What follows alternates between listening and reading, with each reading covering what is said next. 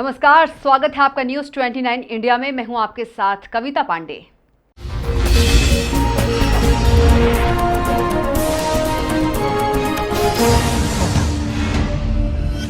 और अब बात मध्य प्रदेश में उपचुनाव से पहले कांग्रेस पिछड़ा वर्ग के आरक्षण को मुद्दा बनाकर उपचुनाव में उतरने की तैयारी में है, जिसको लेकर गृह मंत्री नरोत्तम मिश्रा ने तंज कसा है। प्रदेश के गृह मंत्री डॉक्टर नरोत्तम मिश्रा ने मंगलवार को अपने आवास पर चर्चा के दौरान कहा कि कांग्रेस पिछड़े वर्ग के लोगों को सिर्फ धोखा देना चाहती है। कांग्रेस पिछड़े और दलितों के साथ पाखंड करते हुए आई है।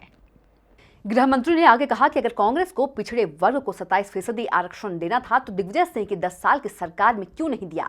गृह मंत्री ने कहा, भाजपा हमेशा से पिछड़ों की पक्षधर रही है, कांग्रेस सिर्फ कहती है और बीजेपी करती है। कांग्रेस पर आरोप लगाते हुए उन्होंने कहा कि अरुण यादव पिछड़े वर्ग से थे, इसलिए उन्हें चुनाव के ऐन वक्त पहले हटा दिया था। गृह मंत्री ने कांग्रेस पर सवाल उठाते हुए कहा कि आज तक कांग्रेस ने किसी पिछड़े को मुख्यमंत्री क्यों नहीं बनाया। उन्होंने कहा, बीजेपी बाबूलाल गौर, उमा भारती और शिवराज सिंह चौहान जैसे पिछड़े वर्ग के मुख्यमंत्रियों की सीरीज है। वहीं गृह मंत्री नरोत्तम मिश्रा ने राज्यपाल लालजी टंडन के निधन पर शोक व्यक्त करते हुए कहा कि यह दुखद समाचार है, मन बहुत आहत है। उनके गवर्नर बनने के पूर्व से मेरा परिचय उनसे रहा। जनसंघ के संस्थापक के सदस्यों में से एक थे। भोपाल से ताहिर खान की रिपोर्ट। वो अच्छी पैरवी कर लेते, उनको किसने रोका था। वास्तविकता ये नहीं है, वास्तविकता ये है कि ये सिर्फ पिछड़े वर्ग के लोगों को धोखा देना चाहते हैं। ये पॉलिटिकल पाखंड कांग्रेस हमेशा से पिछड़े वर्ग के साथ, हमारे दलित भाइयों के साथ करती आई है। इनकी सरकार तो पहले 10 साल दिग्विजय सिंह जी की भी रही, तब क्यों नहीं बढ़ाया, 27% किया अगर ये करना चाहते थे तो। और अभी किया था तो ऐसा क्यों बनाया कि न्यायालय में स्टे मिल जाता। स्टे तो इन्हीं के समय में मिला। फिर स्टे वैकेट कराने के लिए इन्होंने क्यों नहीं अच्छे बड़े वकील खड़े करे। भारतीय जनता पार्टी हमेशा से पिछड़ों के पक्षधर रही है। कांग्रेस सिर्फ कहती है और भारतीय जनता पार्टी करती है। ये माननीय कमलनाथ जी या उनके लोग जो कह रहे हैं, इनसे पूछो कि अरुण यादव को चुनाव के एन पहले क्यों हटा दिया था। क्या वो पिछड़े वर्ग से नहीं थे? आज तक कोई पिछड़ा मुख्यमंत्री क्यों नहीं बनाया इनने? हमारे समय में तो बाबूलाल गौर पिछड़े वर्ग से आते थे और मुख्यमंत्री बने। माननीय उमा भारती जी पिछड़े वर्ग से आती थी और मुख्यमंत्री हैं। माननीय शिवराज सिंह चौहान पिछड़े वर्ग से आते हैं और मुख्यमंत्री हैं। सीरीज है। कांग्रेस बताए ना कुछ ऐसा। सिर्फ घड़ियालूआसी बहाना और पॉलिटिकल पाखंड करना पिछड़े वर्ग के लोग अच्छी तरह से जानते हैं।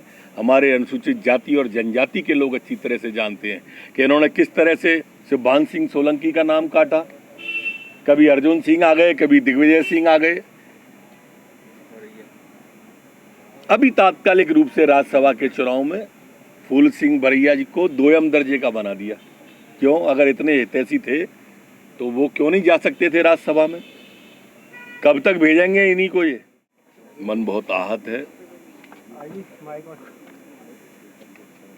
गवर्नर के रूप में नहीं, मेरा पूर्व से भी उनसे लंबा परिचय रहा है। उत्तर प्रदेश की राजनीति में एक अपना अलग स्थान रखा। जनसंघ के संस्थापक सदस्यों में से वो एक रहे। ओजस्वी वक्ता थे, तेजस्वी व्यक्तित्व के धनी थे। पूज्य अटल जी के काफी करीबी थे।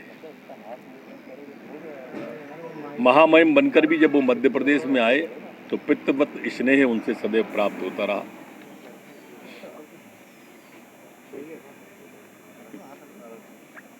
नियम प्रक्रिया पे पकड़, व्यवहारिक ज्ञान, राजनीतिक समझ, एक चलती फिरती लाइब्रेरी थे वो।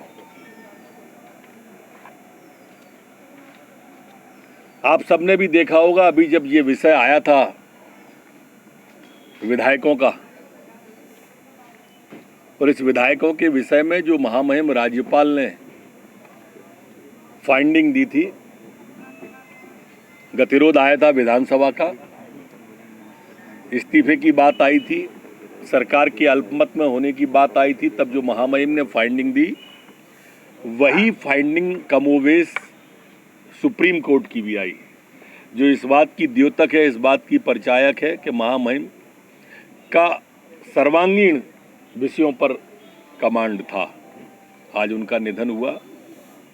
सच में मन बहुत आहत हुआ, दुखी हुआ।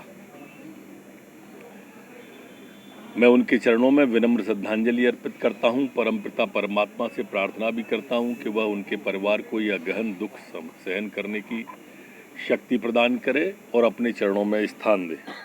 तो आप देखते रहिए न्यूज़ 29 इंडिया, एक देश सारे प्रदेश।